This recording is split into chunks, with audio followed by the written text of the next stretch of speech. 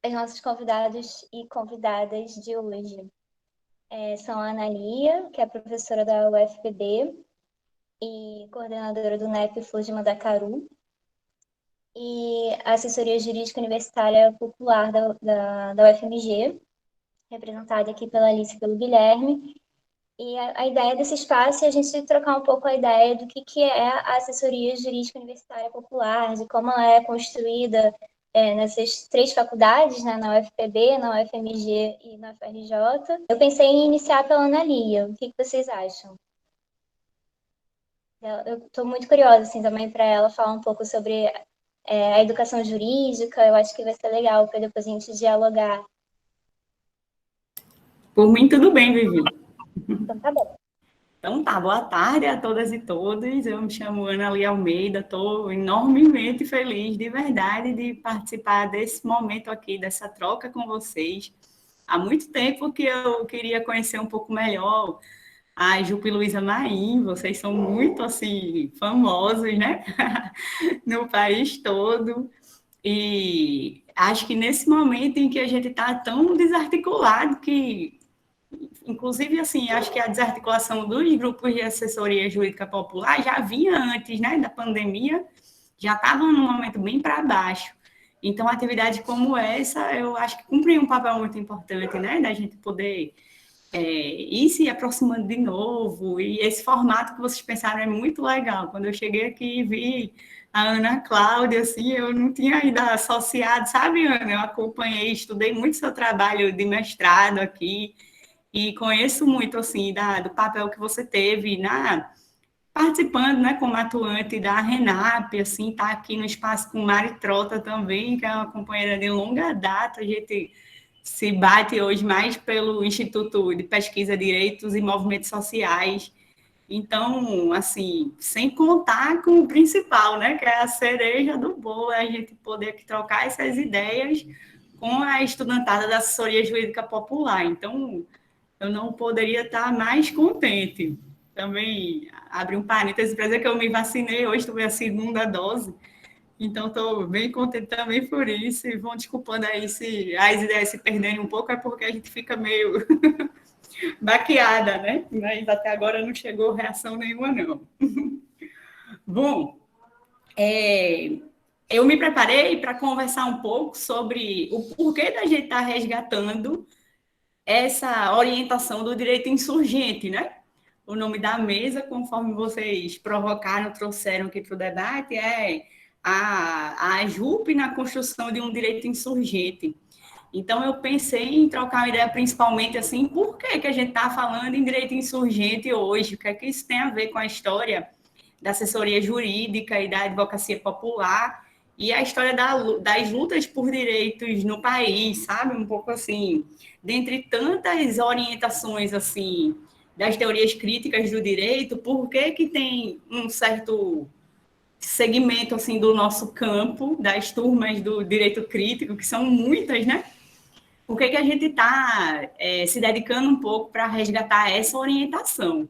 Aí, Vivi, claro que isso passa pela história da educação popular, certamente que passa, né?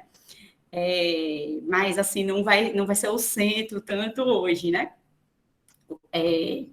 Enfim, então, assim, como vocês certamente sabem, o Brasil é um terreno fértil, assim, de teorias críticas do direito, né? A gente, às vezes, não tem muito essa noção de que aqui, sabe, a gente tem uma pluralidade muito forte, um acervo forte dessas teorias.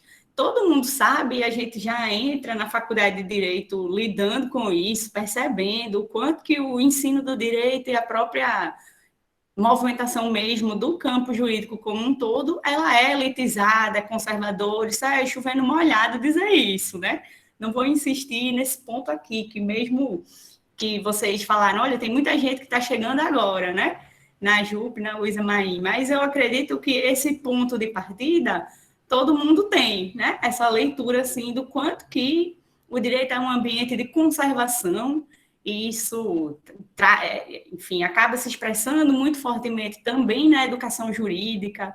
e o modo como os grupos de assessoria jurídica universitária são um grande contraponto a essa, uma pedra no sapato, né? Contra essa leitura aí tão elitizada e conservadora do direito. Mas o que eu queria hoje, assim, chamar um pouco mais de atenção é o modo como nós também sempre trouxemos uma resistência dentro do nosso campo em termos de concepção de direito, sabe? Nós, eu digo assim, olhando para o Brasil, para o contexto da América Latina também, mas focando no Brasil, a gente teve, sobretudo, dos anos 80, né? Até o início ali dos anos 2000, umas 2 décadas de um ambiente muito fértil mesmo para uma pluralidade de leituras críticas a respeito do direito. Eu vou mencionar aqui só assim, as mais famosas, que a gente conhece mais. Primeiro, essa ideia assim, de direito alternativo, né? Que aí eu acho que o Lira Filho, o Roberto Lira Filho, talvez seja o intelectual que mais encarna assim, essa ideia enfim, da necessidade de construir outro paradigma de direito, né? Um paradigma de direito alternativo àquele que está posto e colocado como o paradigma dominante, aquele livro do Roberto Lira Filho, que é direito, que sempre foi o marco assim de difusão desse debate entre nós, certamente é a obra mais conhecida assim do campo das leituras críticas do direito. Mas convém lembrar que aquilo ali é uma leitura do Lira Filho situada num contexto assim de muita efervescência do pensamento crítico dentro do direito. Enfim, conectando também essa efervescência de leituras do direito a um contexto mais amplo de retomada democrática, né, no Brasil e da América Latina, em que o pensamento crítico em todas as áreas, sobretudo nas ciências sociais e humanas, estava assim borbulhando. Então a gente, dentro dessa esteira aí de conexão também com as lutas sociais por democracia, né, de superação da ditadura civil-militar, ali que nos anos 80 tinha um marco muito forte em torno da Constituinte, da Assembleia Nacional Constituinte. Então, tudo isso vai fertilizar esse campo, né, de leituras críticas sobre o direito, que se gestaram, portanto, no âmago dessas lutas, conectadas com essas lutas de enfrentamento à ditadura, certo?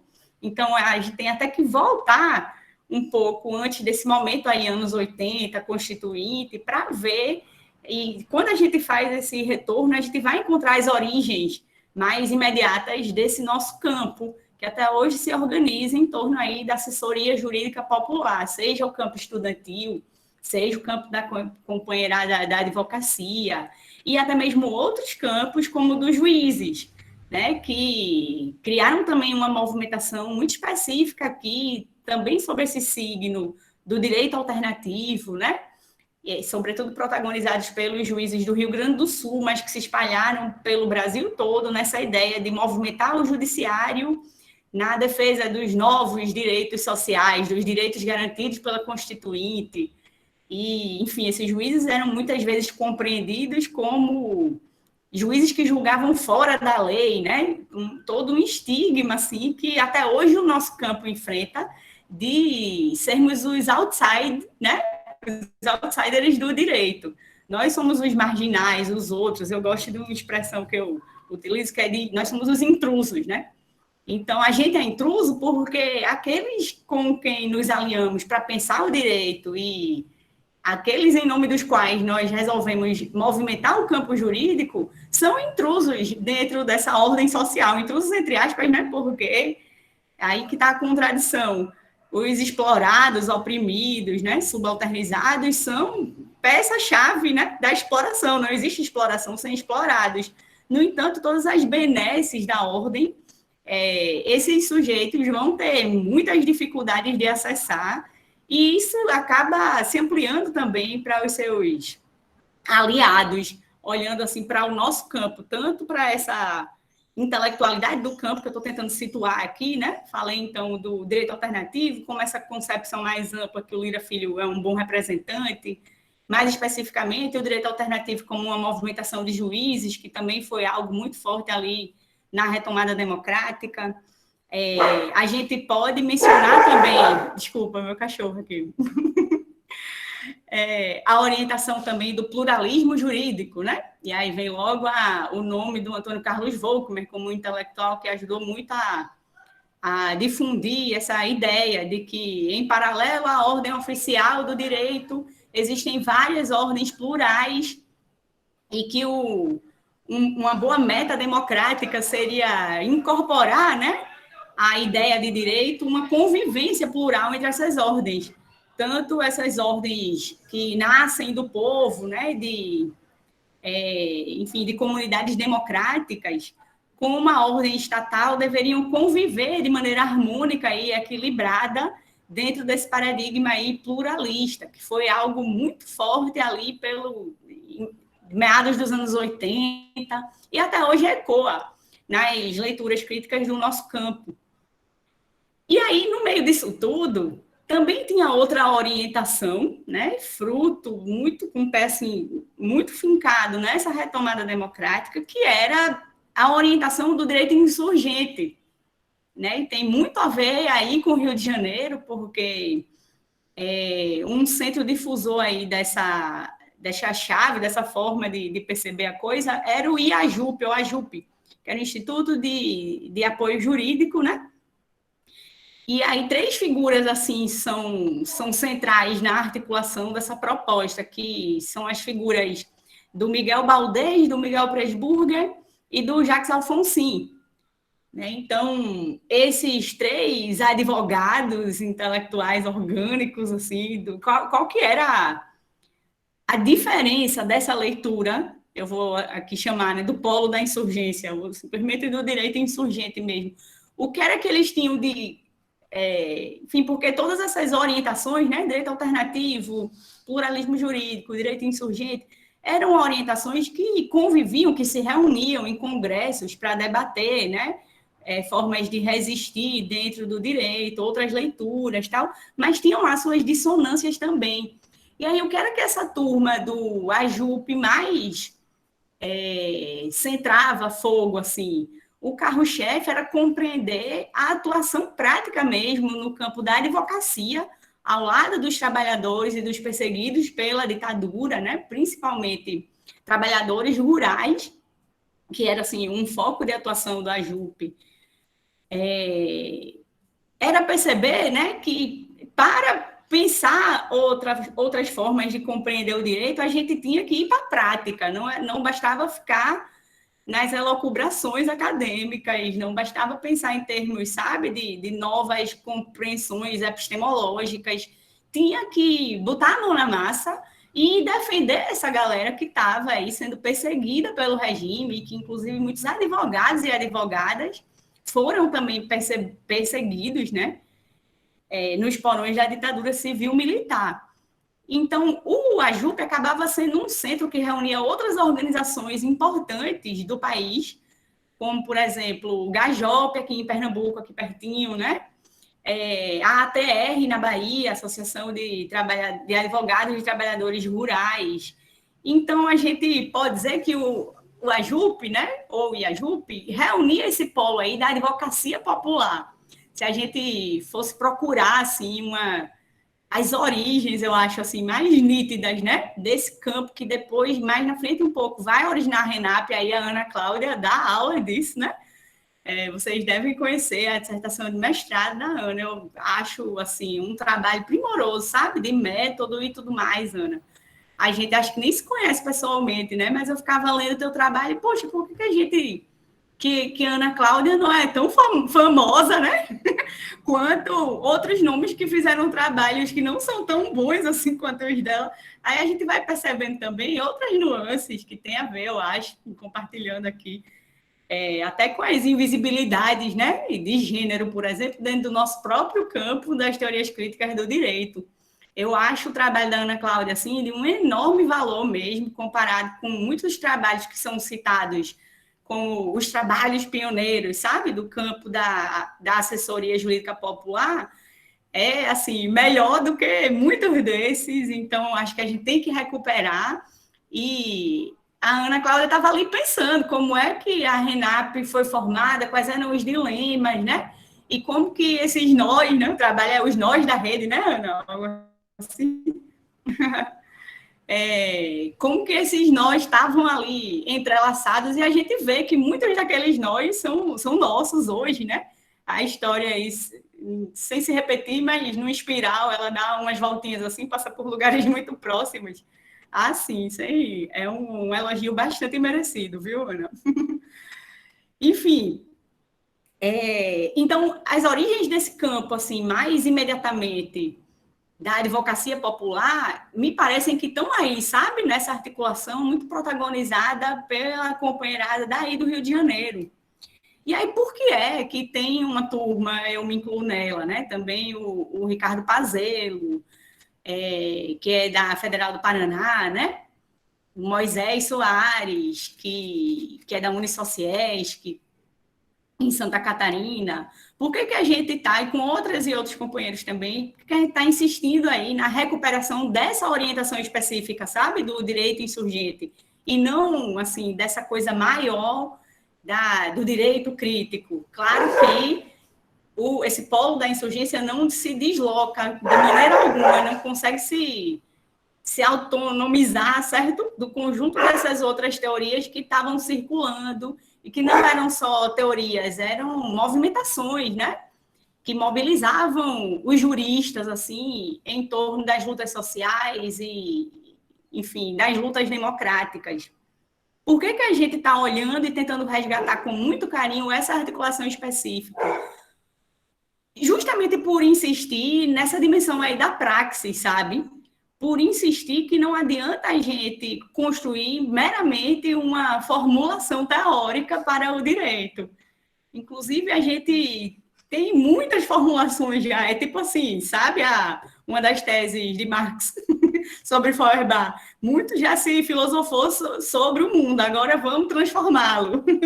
Que isso não é de maneira nenhuma diminuir o papel da teoria, de maneira nenhuma, mas é entender que a teoria, do ponto de vista de quem está preocupado assim, com a transformação social, a teoria tem que servir a essa transformação. É a isso que deve servir o pensamento crítico. A gente pensa a realidade criticamente porque queremos transformá-la. Então, essa chave aí da transformação, ela não cai do céu, nem se traduz do pensamento, né? Não incide do nosso pensamento para a realidade. Tem algo aí no meio disso, que é a mão na massa.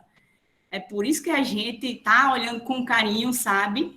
Não apenas por isso, não só por essa dimensão da praxis, que ela é por si só, assim, justificante, né? E aí, só para eu concluir essa etapa, assim, desse resgate, eu não vou me exceder aqui no tempo, porque eu quero muito trocar com vocês. Mas, assim, esse polo da insurgência, eles eram, às vezes... Haviam tensões internas ali com a turma dos alternativistas, né? E dos pluralistas, porque o pessoal dizia assim, olha... aí são os advogados, os práticos. Eles não, sabe, deixa a teoria com a gente. Quando for na hora de pensar como é que é o direito, vocês falam com a gente, como o pessoal, né, do direito alternativo e do pluralismo jurídico. O pessoal aí é o pessoal da advocacia, da prática. Só que, ao meu modo de ver, as formulações, né, tanto do Baldez como do Presburger, eu gosto mais do Presburger, ainda mais, sabe? Porque, particularmente, como eu tenho uma formação assim, que eu invisto muito na leitura marxista do direito, né? O Presburger, ele fez, assim, aproximações muito férteis, a meu ver, com as ideias do Pachucanes, por exemplo, né?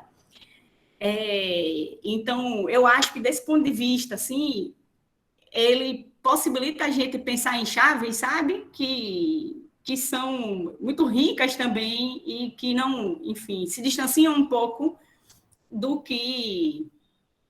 e, enfim, encerrando onde eu quero chegar, que é o seguinte, que eu penso que esse nosso campo, né, da assessoria jurídica popular, tanto a companheirada dos advogados, das advogadas, como a estudantada, principalmente nesse momento, sabe, a gente tem que estar muito prevenido contra o alcance do fetichismo jurídico entre nós.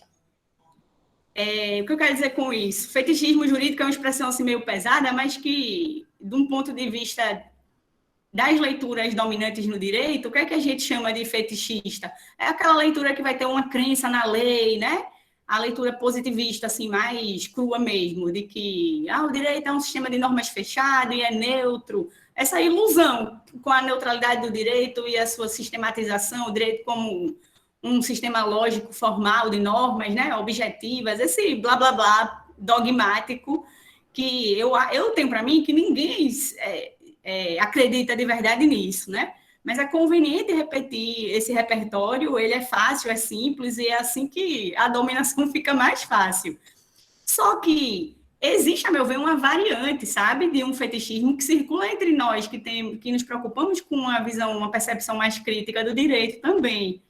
Eu gosto de dizer assim, meio tirando onda, que é um fetichismo jurídico de esquerda, que é uma tendência nossa de ser inocente, sabe? De acreditar demais no direito. De repente, no meio de uma luta super acirrada, tem alguém que diz, não, gente, peraí, vamos antes mandar sei lá, um ofício, né? Vamos mandar um ofício, que é esse ofício aqui que vai resolver. Não, peraí, não vamos ocupar, não, vamos chamar o Ministério Público Federal. Não, calma aí, isso aí não, vamos fazer uma ação para mandar para o STF.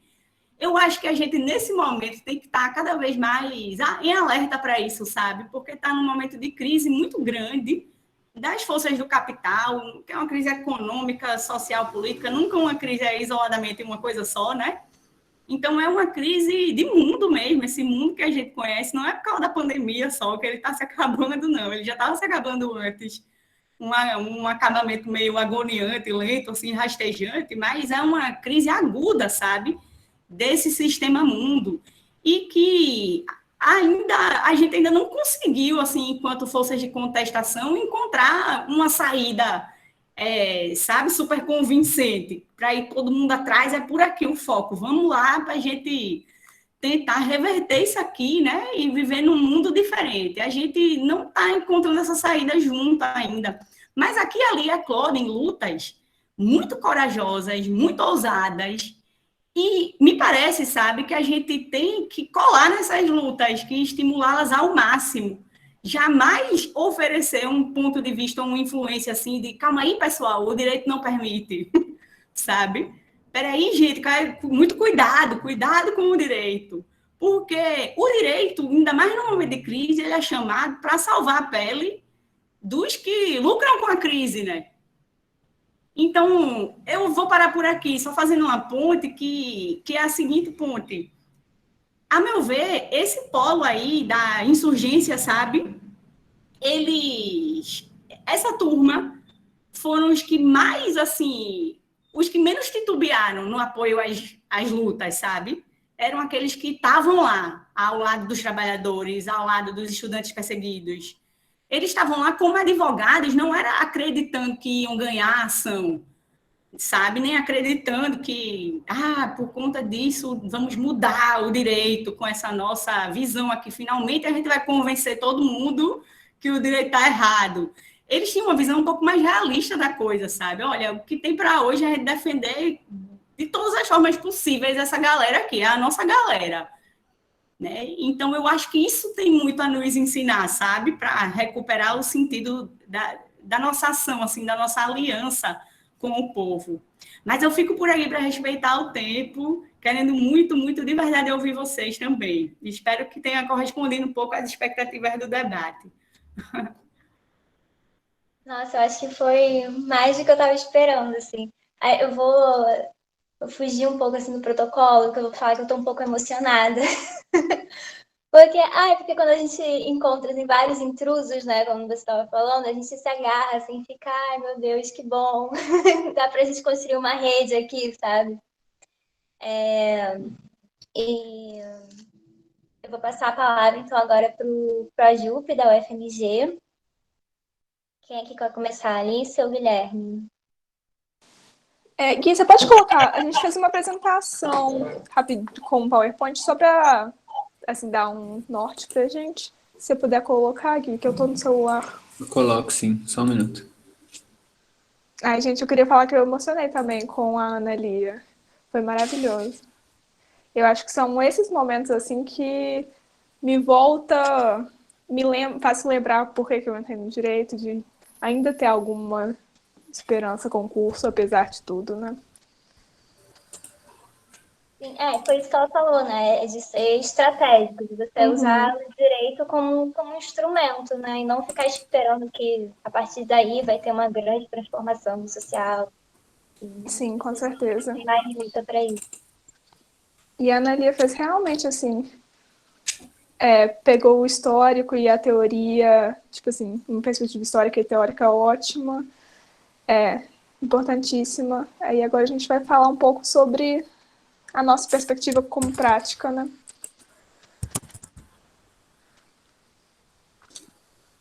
Tá indo, só um minuto. Enquanto isso, deixa eu. Meu nome é Alice, eu faço parte da JUP UFMG. Eu entrei no segundo período e eu tô no quinto indo pro sexto, porque agora também os períodos da UFMG estão todos confusos. A época deles com isso de pandemia, né, gente? Mas eu já tô na JUP UFMG há algum tempo, então. Gente, deu certo aí? Sim, a gente tá eu tô conseguindo ver, pelo menos. Ótimo. Certo. Então, para começar, primeiro eu gostaria de agradecer o Luiz, que ele ajudou a gente a terminar esse slide aqui no finalzinho, então vou deixar em aberto para ele, caso ele queira fazer alguma complementação. Vai ser mais que bem-vindo, e, enfim, até porque pode ser que eu não traga as ideias da forma como você pensou, então sinta-se à vontade para complementar. Primeiramente, a gente colocou aqui para falar um pouco sobre o que é a JUP UFMG, assim, essencialmente, tipo, um resuminho. São, assim, vocês vão ver que são coisas bem típicas de AJUP, né? E, enfim, mas sobre o histórico, o projeto surgiu em 2012 por meio de uma relação da Faculdade de Direito da UFMG com outras faculdades que já tinham projetos de AJUP, e aí dessa relação surgiu a ideia de criar uma AJUP dentro da UFMG. E aí, basicamente, né, a AJUP, o UFMG também surge nessa lógica de tentar romper com a prática técnica do direito, sabe, essa visão extremamente técnica, e as bases teóricas, que são coisas que a gente tem muito apreço, são coisas que a gente faz constantes formações sobre esse tema, a gente está sempre discutindo, são teoria crítica do direito, educação popular, protagonismo estudantil e horizontalidade. A gente entende que isso é fundamental para a nossa prática, e tanto que quando entram novos membros, a gente sempre se preocupa em fazer formações sobre essas bases, porque elas são fundamentais para o nosso dia a dia, né, para a nossa prática mesmo. Sobre o pilar da educação popular em específico, a gente também tem um projeto assim, de formações mais extenso, que durando mais tempo lendo o Paulo Freire, mais recentemente Bell Hooks também, e discutindo assim num esquema mais grupo de estudos para porque é realmente uma das bases teóricas, né, um dos pilares da nossa atuação. Isso, bem lembrado, Alice.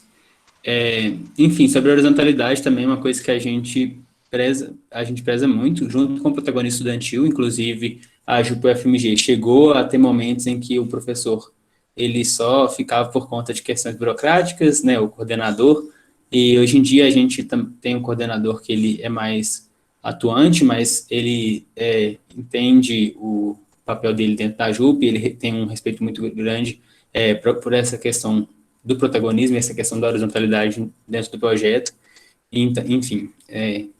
E aí, a partir desses preceitos, a gente tenta fazer com que a nossa prática ela seja de fato horizontal, a gente tenta criar um diálogo no qual, independente da formação, independente do período, independente de qualquer nível acadêmico, a fala de cada membro ela é igual dentro do projeto, ela tem o mesmo peso, enfim, porque a gente considera isso muito importante, dado o objetivo do projeto. Enfim, falei bastante sobre isso. Agora, sobre a divisão, assim, do projeto. A gente atualmente atua com 3 GTs, né? 3 grupos de trabalho. E cada GT é focado em um direito específico, né?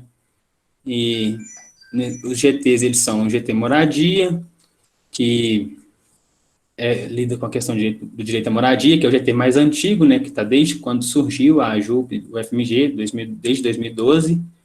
O GT Mobilidade, que lida com questões relacionadas ao direito à mobilidade, principalmente em Belo Horizonte, mas englobando a região metropolitana como um todo.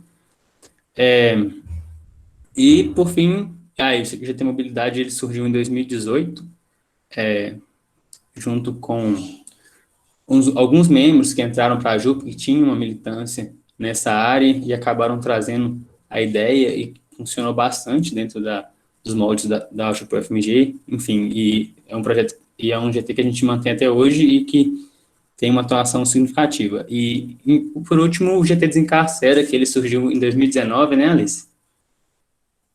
Enfim, e ele... Acho que foi em 2020 mesmo. Foi Foi 2020? já num esquema à distância que surgiu. Enfim, a gente vai falar um pouquinho mais sobre cada GT depois, mas basicamente a gente tem essa estrutura e aí os membros eles decidem se eles têm preferência de atuar em alguns dos GTs em específico. Eles também têm a opção de atuar em mais de um GT, só que acaba que geralmente as pessoas acabam escolhendo um GT e atuando nele, e aí a JUP faz as reuniões gerais com todos os GTs, enfim, tem toda essa estrutura do projeto. Agora é com você, Alice. A gente vai passar agora pelos GTs em específico, em ordem reversa, na verdade, começando pelo Caçulinha, que é o GT Desencarcera, que começou, como eu já falei, durante a pandemia mesmo. A gente tinha uma extensionista chamada Lívia, que trabalhava com o movimento Casa Verde e tinha um contato com o Desencarcera de forma que ela fez essa ponte pra gente. E aí a gente participa das plenárias do Desencarcera, entrou nos grupos de WhatsApp, que a movimentação deles é muito feita através disso, de grupo de WhatsApp, e dessas reuniões plenárias ocasionais, do Desencarcera, dos grupos de amigos, desses movimentos. E a gente está tendo uma integração bem bacana durante esse tempo, principalmente levando em conta que surgiu durante um contexto pandêmico, mas que, na verdade, isso também tem seus benefícios, porque no Desencarcera em Minas Gerais a gente está lidando com gente de Minas todo. Pode passar para o próximo slide. E aí os dois principais projetos que a gente fez até agora com o Desencarcera foi atualizar a cartilha da pessoa presa, seus familiares, também tem a cartilha da mulher presa, que a gente atualizou junto. E aí é basicamente isso, revisando algumas coisas que tinham mudado as leis. Ainda não foi feito o lançamento oficial da versão atualizada, por questões internas lá, mas a gente fez isso com eles porque surgiu essa demanda numa plenária. E o outro projeto, que também é o projeto que a gente está mais se empenhando atualmente, mais envolvido com, também surgiu essa ideia, essa demanda numa das plenárias, e a gente se disponibilizou para fazer isso, que é o ciclo de oficinas do regulamento de normas do Sistema Prisional de Minas Gerais, REMP, que chama a sigla disso. E aí a gente tem feito quinzenalmente uma oficina passando pelos direitos mesmo, e deveres, e regras, e as coisas que falam no regulamento, no REMP. Então, a gente já passou... a gente faz isso num esquema muito feriano mesmo, de tentar construir com elas, porque em maioria são mulheres, são esposas ou mães de pessoas em cárcere. E a gente constrói junto com elas as coisas, porque muitas coisas elas já sabem também. Tipo assim, esquema de visitas, a gente pega e vê no REMP como que está descrito o que tem que ser as visitas, mas aí às vezes, dependendo da prisão, os diretores mudam algumas dessas regras e elas podem contar para a gente também como que está sendo isso e compartilhar umas com as outras esse conhecimento. Então tem sido muito legal. A última oficina que a gente fez, em específico, foi uma sobre elaboração de ofícios, porque tem essa demanda, surge muito essa demanda de elaboração de ofícios, principalmente sobre visita, que não estão deixando durante a pandemia, apesar de que os presos já foram todos vacinados, ou também tratamento de comida, esse tipo de coisa. E aí a gente fez uma oficina de criação de ofícios para construir junto isso, como que é um modelo de ofício que funciona, que seja bom para elas, que elas entendam e consigam usar e que seja útil para elas. São essas as coisas que a gente tem feito no GT Desencarcera, principalmente nesse último semestre. Agora eu vou falar sobre o GT Mobilidade, que foi o GT no qual eu atuei por bastante tempo, na minha passagem pela AJUP. E, enfim, eu não estava na AJUP quando ele surgiu, mas, por coincidência, a gente está fazendo um processo de reconstrução da memória institucional da AJUP-UFMG, e a gente está entrevistando a galera das antigas para ter esse registro mesmo de como que se deram os contatos com os movimentos, como que a gente chegou no que o projeto é hoje, sabe? Porque essas informações, elas eram passadas oralmente, né, dentro das reuniões da AJUP, e aí a gente percebeu que muita coisa se perdia, sabe? Tinha muita coisa sobre a história do projeto que, principalmente os membros mais novos, eles não sabiam, justamente porque só essa transmissão oral, ela não estava tendo a capacidade de manter a história da AJUP. E aí, a partir daí, a gente começou a fazer essas entrevistas, né? E aí deu para entender um pouco mais da história e, enfim, vou contar um pouco da história do GT Mobilidade antes de entrar nas atuações e, além disso, como o GT já atuava antes da pandemia, dá para fazer também uma comparação entre como que era a atuação antes e depois da pandemia. E aí eu vou chamar a atuação de antes da pandemia como de uma atuação ideal, né? Uma atuação que seria, assim, no melhor dos cenários. E a atuação na pandemia é uma atuação mais limitada, sabe? Ela é meio que o que dá para fazer, infelizmente, né? E, enfim, a criação do GT foi em 2018 e surgiu de uma parceria com o Movimento Tarifa Zero, que se deu principalmente por causa de uma das extensionistas, salvo engano, era a Helena, ela chamava Helena, e, enfim, ela era militante já sobre as questões da tarifa, ela já tinha um contato muito, muito próximo com o movimento, e aí ela trouxe essa questão do direito à mobilidade para a JUP, e o projeto comprou a ideia, sabe? Todo mundo achou interessante, e é realmente uma coisa muito importante, né? Você pensar a questão do acesso à cidade, a importância do direito à mobilidade, enquanto um direito transversal, um direito que possibilita o acesso a outros direitos, como saúde, educação, enfim. Então, daí, né, nesse contexto de 2018, a primeira participação junto com o Tarifa Zero foi nas manifestações contra o aumento da passagem. Em 2018, a tarifa de BH saiu, acho que de 4,5 para 4,50. Então, foi um aumento muito grande, muito repentino, e nisso também a passagem de BH passou a ser a segunda mais cara do Brasil, então estava onerando muito a população. E, enfim, a JUP surgiu nesse contexto de revolta mesmo com a mobilidade urbana de BH. Hoje em dia, ainda existem muitos problemas na mobilidade, como vocês vão perceber, na cidade, e a gente tenta atuar nesse sentido, né? A gente tenta atuar meio que se contrapondo a essas contradições. E além desse movimento contra o aumento da tarifa, o Tarifa Zero, junto com a JUP, na época, fez um cálculo da tarifa que estava 4,50, e aí, de acordo com o cálculo que foi feito lá pelos especialistas que foram contratados pelo movimento, o valor da tarifa deveria ser 3,45, enfim. Aí, a partir disso, isso aí serviu tanto para o protesto, né, tanto para a manifestação política, tanto que eles criaram um site que existe até hoje, que é o Você Pode Pagar Menos, que dá para ver mais ou menos, tipo, o tanto de dinheiro que a população perdeu com esse aumento da tarifa, que foi um aumento, assim, um aumento acima do razoável, foi um aumento que foi injustificado. E, enfim,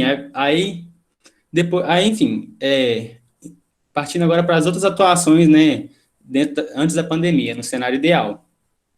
Então, depois desse primeiro contato com o movimento, depois das primeiras participações, a JUP passou a ter uma atuação muito focada, a JUP UFMG, eu sempre falo só a JUP, desculpa, mas a JUP UFMG passou a ter uma atuação muito focada na questão do direito à mobilidade, da questão do acesso à cidade. Então, os projetos, eles tinham um foco de ir na comunidade, conversar com as pessoas, conversar com os moradores, com as associações de moradores, para tentar enxergar as demandas, e essas demandas, na maioria das vezes, elas estavam relacionadas à necessidade de criar uma linha, alguma coisa nesse sentido, e aí surgiram os primeiros projetos. O primeiro deles foi ele recebeu o nome de Busão da Comunidade, que foi a criação de uma linha também com apoio do Tarifa Zero, e, salvo engano, a Associação dos Moradores lá do aglomerado da Serra, que é uma comunidade aqui de BH, e aí, dessa movimentação, foi criado o ônibus, né, que é o S19, com a passagem super barata, que conseguiu garantir o acesso daquela população ao centro, porque, salvo engano, na época, eles tinham que, para pegar o ônibus, eles tinham que andar um período muito longo, sabe? Porque o ônibus, ele não... Os próprios pontos de ônibus, eles já ficavam afastados da comunidade. Então, além de ter que pegar o ônibus, que era muito caro, eles tinham que andar um trecho muito grande. E aí, a partir disso, o ônibus que foi criado, ele passou a circular dentro da comunidade e ele levava a população direto para o centro. E o preço da passagem era muito barato. Eu não lembro, acho que na época era tipo R$1, um e pouquinho, e até hoje em dia é muito barato em comparação ao preço que é hoje. Enfim, então, além de criar de garantir o acesso à cidade, o objetivo também ali era garantir o acesso à cidade de forma acessível também, né, de forma que a população ela não fosse tão onerada quanto ela já estava sendo, né, na mobilidade urbana convencional lá, né. E aí, já agora em 2019, surgiu uma outra movimentação, que era em outras comunidades, era Vila Barão, Avaí e Ventosa, o nome das comunidades. E esse ônibus, né, esse projeto, ele teria o nome de Miquinho das Vilas, porque era mais de uma comunidade, né, o objetivo era fazer uma ligação entre as três e com o centro da cidade, né, de modo a garantir o direito à mobilidade, garantir o acesso à cidade. Só que aí entra a questão da pandemia. No meio desse projeto, no meio do projeto do Miquinho das Vilas, estourou a questão do Covid, e já entrando em 2020 agora, né, começou a questão do isolamento social, e a população que a gente assessorava, né, as pessoas que a gente buscava, que a gente dialogava para tentar atender os interesses deles, eles não continuaram tendo a questão da mobilidade como uma prioridade, sabe? Os problemas da pandemia afetaram tanto eles que eles passaram a se preocupar mais com questões como desemprego em massa que tinha lá nas comunidades, gente passando fome, gente precisando de onde ficar, porque não conseguiu pagar aluguel, enfim. Tinha muitas complicações lá que eram muito mais significativas, muito mais emergenciais, né, de certa forma. E aí a gente teve uma perda muito grande de engajamento. E não só por isso, não só porque a população em si estava com outras demandas mais importantes, né, mas também porque as aulas presenciais, elas se encerraram, né, e muitos dos membros da AJUP foram para a sua cidade, no interior, e também tinha questão do isolamento social. Então, acaba que a pandemia, ela impôs muitas limitações para a atuação do GT, né, e com isso, né, diante dessa impossibilidade de construir uma movimentação em proximidade com o assessorado, a gente passou a dar maior protagonismo à militância e a engajamento político, porque não tinha mais como fazer ações de campo, sabe? Ficou impossível fazer. E daí surgem as atuações dentro da pandemia, que é o cenário não ideal, né? Daí, acho que o principal de todos, agora já passando para o próximo slide aqui, o principal acho que o principal resultado que a gente conseguiu foi no ano passado, em uma pesquisa que a gente fez em parceria também com o Movimento Tarifa Zero, que foi sobre a qualidade do transporte público em BH durante a pandemia. Isso porque, para contextualizar vocês, quando começou a pandemia, a BH Trans, né, que é a empresa da Prefeitura Reguladora do Transporte Público aqui, ela autorizou um corte de 50% nas linhas de ônibus. Então, era aquele contexto, né, de começo de pandemia, que a gente tinha que manter um distanciamento social, a gente tinha que valorizar essa questão do isolamento, só que, em resposta a isso, sabe, ao invés de criar mais linhas ou manter a quantidade de ônibus para que as pessoas consigam manter o distanciamento também dentro dos ônibus, foi feito o contrário aqui em BH, sabe? Eles fizeram um corte que aumentou e muito a concentração de pessoas dentro do ônibus e gerou um risco muito grande à população, né? Então, o principal o estopim, né, do GT Mobilidade dentro da pandemia foi perceber essa necessidade da população como um todo, né, não num grupo em específico de assessorados, porque não tinha como se aproximar de um grupo específico, mas perceber uma questão problemática do sistema, do transporte público, e tentar expor ela, tentar combater aquilo, tentar dar pelo menos uma rachadura nesse sistema.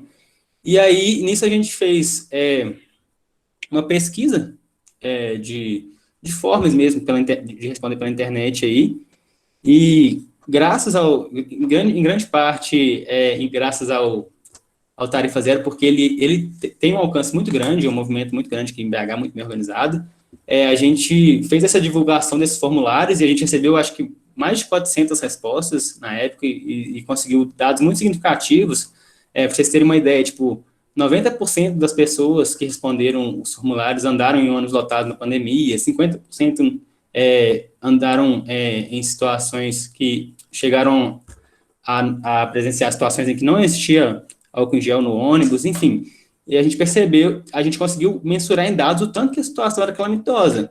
E isso, na época, causou um efeito muito grande em BH, tanto que a gente foi procurado por vários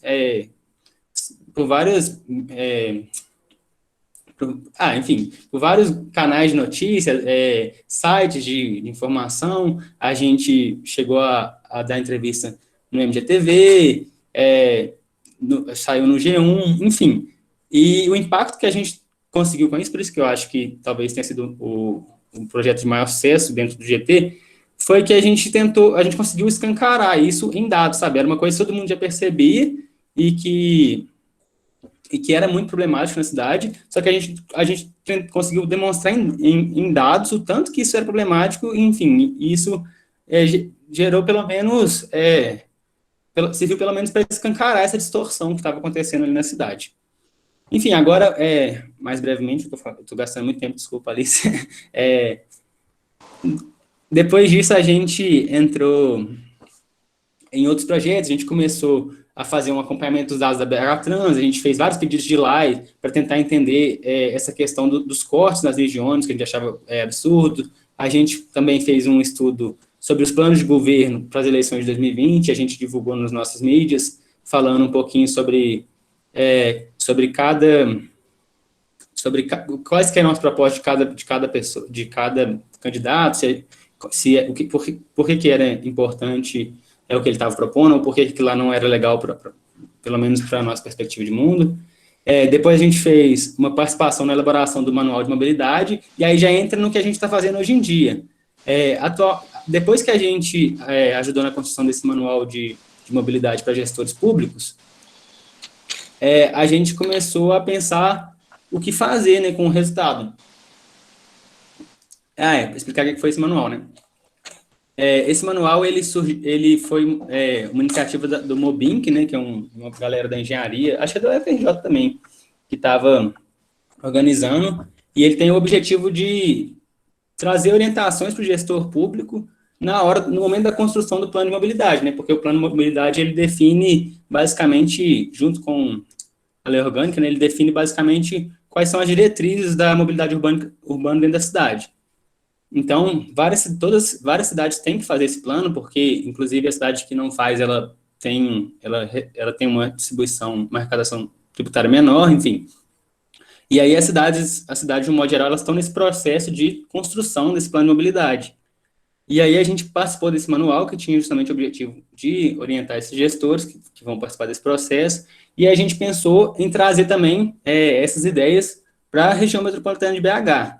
Enfim, aí a gente começou um projeto de tentar, a gente ainda está articulando isso, sabe? A gente está entrando em contato com com as prefeituras, os movimentos aqui da região, enfim, com os grupos de interesse que vão possibilitar que a gente tire essa ideia do papel, que é trazer as ideias contidas nesse manual para os gestores e, além disso, tentar promover maior participação popular, porque a gente vê que os planos de mobilidade, eles são coisas que acontecem muitas das vezes sem a população nem se dar conta do que está acontecendo, sabe? Então, os nossos objetivos, eles são esses, a gente ainda não tem um resultado, mas a gente espera que em breve isso saia, né? E acho que eu esqueci de falar da pesquisa. A pesquisa sobre evasão universitária também tem a ver com essa parte mais teórica, né? Que a gente começou a perceber em BH, o tanto que essa questão do transporte, muitas vezes, ela afetava a permanência dos estudantes universitários na universidade, e aí, a partir disso também a gente começou a fazer um esboço de um projeto de pesquisa sobre o tema, e, enfim, são essas duas coisas que a gente está tocando no GT no momento. Enfim, espero não ter sido muito prolixo, peço desculpas pelo tempo aí, gente, e é isso. Agora a Alice vai falar sobre moradia, né? Aham, exatamente. O Moradia, apesar de ser o GT mais antigo da AJUP e o FMG, a gente já... Pode passar o slide aqui. A gente já atuou com vários movimentos. A gente atuou com 3 ocupações, a Pedreira Padre Lopes, a Eliana Silva e atualmente a Casa Invisível. Na ocupação Eliana Silva também teve uma época que a gente estava atuando especificamente com a creche Tia Carminha, que é uma creche dentro dessa ocupação. Aí eu peguei um pouco dessa atuação, mas atualmente a gente está com a Casa Invisível, que é um projeto também que começou, na verdade, mais ou menos quando começou a pandemia. Tipo assim, começou a movimentação antes, mas a gente tem feito mais durante a pandemia, essa movimentação com eles mesmo. Eles também são um coletivo anarquista, além de ser uma ocupação, então eles têm uma pegada política também, tanto que a gente fez essa cartilha sobre greve de aluguéis com eles, que foi um movimento muito bacana, que a gente pesquisou várias coisas assim, históricas de outros países, como acontece, legislação, esse tipo de coisa, durante um contexto pandêmico e muito por conta do contexto pandêmico. Mas, além disso, outras coisas que a gente tem feito com a Casa Invisível é o processo de reivindicação de propriedade que... antes eu tenho que explicar, né, gente? Que a Casa Invisível é uma ocupação em um imóvel histórico de Belo Horizonte, no centro. Esse desenho é a logo deles e é a casa. E é um imóvel que estava abandonado há muito tempo por conta de uma questão de herdeiros, que o dono tinha morrido e aí foi uma complicação, ele tinha muitos imóveis e estava esquecido, abandonado. Mas aí, mais ou menos recentemente, um dos herdeiros entrou com esse processo de reivindicação de propriedade e a gente tem auxiliado a Casa Invisível nesse processo, porque eles já estão, na verdade, quase chegando ao uso campeão urbano. E a gente teve a gente se aproximou da Casa Invisível muito por conta disso, porque a Clarinha, que a gente chama, que era também extensionista da JUP, estava trabalhando com eles já se não me engano, nesse processo, em questões de advocacia popular, e aí ela chamou a gente para trabalhar junto com eles num esquema mais assim global. E aí outra coisa que a gente estava planejando de fazer com eles era a formalização da Casa Invisível como uma associação. No final, o resultado que chegou disso é que, na verdade, é inviável para eles, assim, financeiramente, atualmente, se formalizar como uma associação, mas aí essas são as coisas que a gente fez durante a pandemia com a Casa Invisível. Eu acho que é isso, é um GT mais novo do que do que a mobilidade, então foi isso que a gente já fez. Assim, mais novo, a atuação com a Casa Invisível. Só queria complementar, então, tipo, que, enfim, a gente não quis esgotar também os temas das atuações da JUP, da JUP FMG, até porque muitas das atuações acabaram se tornando, de certa forma, frustrações. Nem sempre a gente conseguiu ter o impacto que a gente almejava, enfim. E muito desses processos era tentar uma coisa, não dá certo, levanta a cabeça, tenta fazer de novo, tenta de um jeito diferente, enfim. E quando a gente ter for conversa sobre isso, vocês vão ver que a gente tem vários exemplos de atuações que não deram certo e cada uma por fatores diferentes, sabe? Precisa muito ter uma integração orgânica com os movimentos, e se isso não acontece, pode gerar frustrações. Quando a gente saiu da tia Carminha para ir para Casa Invisível, tipo assim, esse processo de afastamento da tia Carminha, que eles estavam. A gente estava sem ter muito contato, sem ter muita integração, foi assim, DR interna no GT, a gente chorando. É uma coisa muito assim, que tem que ver os casos e tem que dar o tempo das coisas.